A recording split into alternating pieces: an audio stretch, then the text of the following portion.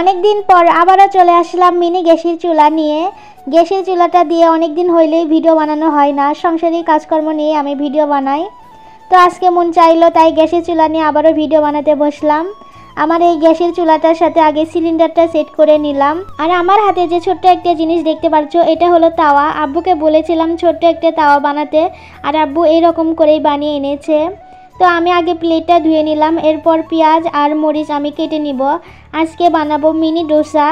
ছোট ছোট পাখির ডিম দিয়ে আমি ডোসা বানাবো। যদি তোমাদের ভিডিওটা ভালো লাগে তাহলে অবশ্যই লাইক কমেন্ট করে দিও। সবার আগে মরিচের বোটা ফেলে মরিচটা ধুয়ে নিলাম, তারপর পেঁয়াজের আগা কেটে নিয়ে পেঁয়াজটা আমি ভালো করে ছিলে নিয়ে ধুয়ে নিচ্ছি।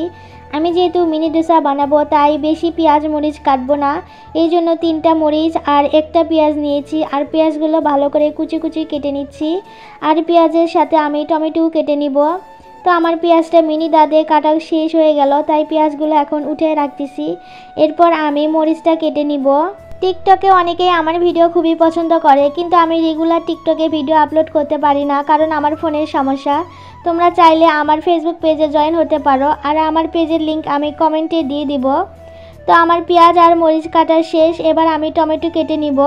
আর এইদিকে আমাদের বান্টি সোনা দেখো মন খারাপ করে কেমন কান্না কান্না করছে, কারণ ওকে আমি কোলে নিচ্ছি না, সবটা সময় আমার পিছে পিছে ঘুরঘুর করে।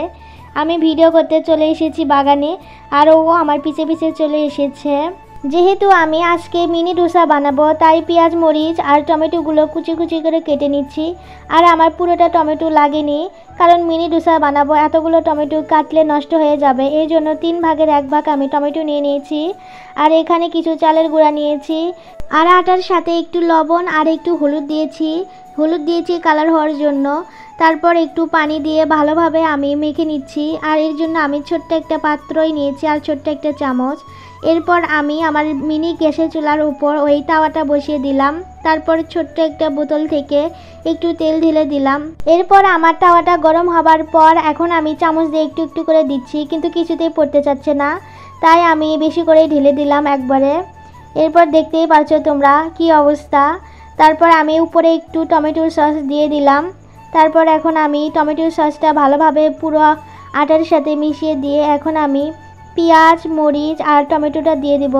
কিন্তু আমার টমেটোগুলো আমি কেটেছি, ওগুলো আলাদা করতে ভুলে গেছি, সবগুলো একদম লম্বা লম্বাই হয়ে আছে। তো যাই হোক, ওইটাই আমি ভালোভাবে বিছিয়ে দিলাম। এরপর ছোট্ট একটা কয়েল পাখির ডিম নিয়েছি, কয়েল পাখির ডিমটা আমি উপরে দিয়ে এখন আমি ভালোভাবে মিক্সড করে নিব। সত্যি কথা বলতে অনেক ডোসা বানানোর ভিডিও দেখেছি, কিন্তু কখনো নিজে বানিয়ে খাওয়া হয়নি, তাই ভাবলাম আগে ছোট্ট একটা ডোসা বানিয়ে দেখি আর এটা খেতে কেমন লাগে। ডোসাটা মোটামুটি হওয়ার ভিতর, তাই এবার আমি উল্টিয়ে দিব। এর জন্য ছোট্ট একটা ছন্নি নিয়েছি, আর ছন্নি দিয়ে এবার আমি উল্টিয়ে দিব। তো যেহেতু এটা নতুন তাওয়া তাই লাগিয়ে যাচ্ছে, কোনো ব্যাপার না, আমি উপরে আরেকটু তেল দিয়ে নিব। তো আমার এই ছোট্ট বোতল থেকে এখন আমি তেল দিয়ে নিচ্ছি, আর এরপর এখন আমি মোটামুটি ভালো করে ভেজে নিচ্ছি। তো আমার বানানো ডোসাটা সত্যি বলতে খাইতে অনেক বেশি মজা হয়েছে। তোমাদের যদি ইচ্ছা করে তাহলে কমেন্টে বলো, আমি তোমাদেরকে আরেকটা পিক পাঠিয়ে দিব, সেই পিক দেখে তোমরা খেয়ে নিও। আল্লাহ হাফেজ।